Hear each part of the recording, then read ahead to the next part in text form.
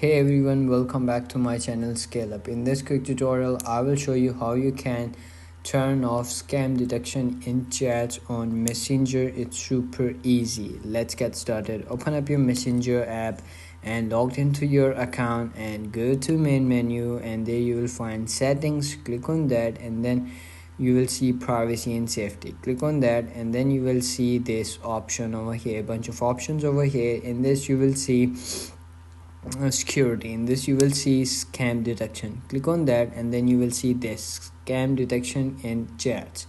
If you don't want like that notification that someone scammed you, or like someone scam messages sended you, so turn this off if you don't want to get any notification. So click on turn off and then turn off this option over here, and whenever someone scam you or send a scam message to you, you will never get a message from the messenger. And that's it. If you found this video helpful, don't forget to like my video, subscribe my channel Scale Up, and also drop me a comment for more tips and tricks videos. Thanks for watching. See you in the next video. Have a nice day. Bye bye.